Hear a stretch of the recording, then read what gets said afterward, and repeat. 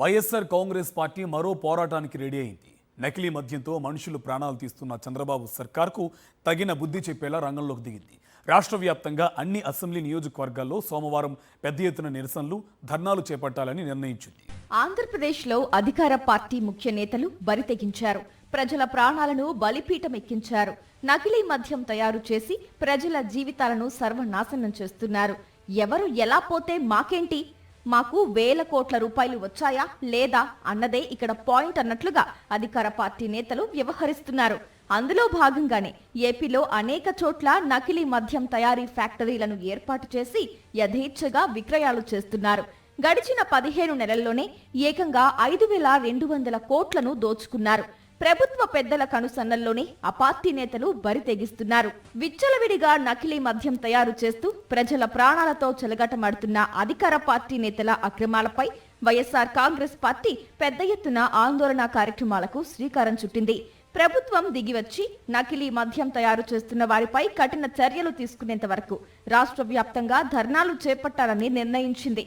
ఇందులో భాగంగా సోమవారం ఏపీలోని అన్ని అసెంబ్లీ నియోజకవర్గాల్లో నిరసన చేపట్టాలని వైఎస్ఆర్సీపీ నిర్ణయించింది. పార్టీ అధినేత వైఎస్ జగన్ ఆదేశాలతో అన్ని అసెంబ్లీ నియోజకవర్గాల్లోనూ ఎక్సైజ్ కార్యాలయాల ఎదుట నిరసన చేపట్టనున్నారు.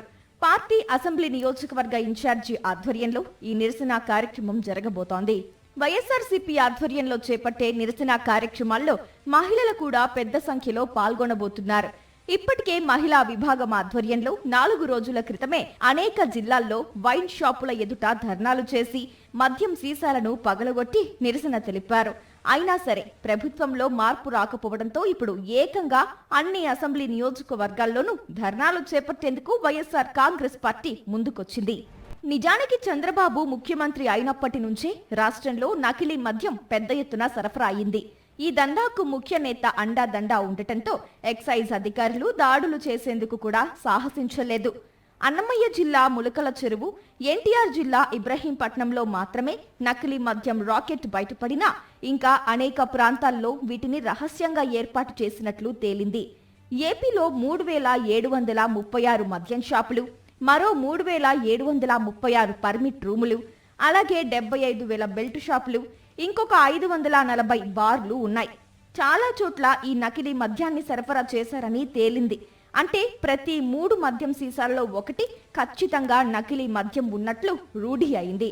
అత్యధికంగా స్పిరిట్ నింపి అందులో రంగునీళ్లు కలిపి అదే అసలైన మద్యం సీసా అని నమ్మించేలా లేబుళ్లు, స్టిక్కర్లు అంటించి అమాయక ప్రజల మీదకు నెట్టేస్తున్నారు. 15 నెలల్లోనే 5,200 కోట్ల విలువైన నకిలీ మద్యాన్ని ప్రజలతో తాగించారు. 5 ఏళ్లలో 45,000 కోట్ల విలువైన నకిలీ మద్యాన్ని ప్రజలతో తాగించాలని ప్రభుత్వ పెద్దలు నిర్ణయించి తమ అనుచరులను రంగంలోకి దించారు. అందులో భాగంగానే కరకట్ట బంగ్లా వాటానే 30%, అంటే 13,500 కోట్లు అందనున్నట్లు ఒక అంచనా. వైఎస్ జగన్ హయాంలో ఎలాంటి నకిలీ, కల్తీ మద్యానికి అవకాశం లేకుండా ప్రభుత్వ దుకాణాల ద్వారానే పారదర్శకంగా విక్రయాలు జరగ్గా చంద్రబాబు మాత్రం నకిలీ మద్యాన్ని తయారు చేయించి జనం ప్రాణాలను బలిపీఠం మీదకు నెట్టేశారు. ఏపీలో యథేచ్ఛగా సాగుతున్న ఈ నకిలీ మద్యం కేసులో విచారణ కూడా తూతు మంత్రంగానే జరుగుతోంది. ఈ రాకెట్ వెనుక ఉన్న పాత్రదారులపై నామమాత్రపు కేసులు పెట్టి వదిలేశారు. అసలైన సూత్రధారులు ప్రభుత్వంలోని పెద్దలేనని తేలినా వారిపై కనీసం చర్యలు కూడా తీసుకోవటం లేదు. ఈ నేపథ్యంలోనే ప్రజలు ప్రాణాలను రక్షించాలని, నకిలీ దందా పెద్దలను అరెస్టు చేయాలని కోరుతూ సోమవారం రాష్ట్ర వ్యాప్తంగా నిరసనలు చేపట్టాలని వైఎస్ఆర్ కాంగ్రెస్ పార్టీ నిర్ణయించింది. అనేక ప్రజా సంఘాలు, మహిళా సంఘాలు కూడా వైఎస్ఆర్సీపీ ధర్నాలకు తమ మద్దతు తెలుపుతూ ఆందోళన కార్యక్రమాల్లో పాల్గొనబోతున్నాయి.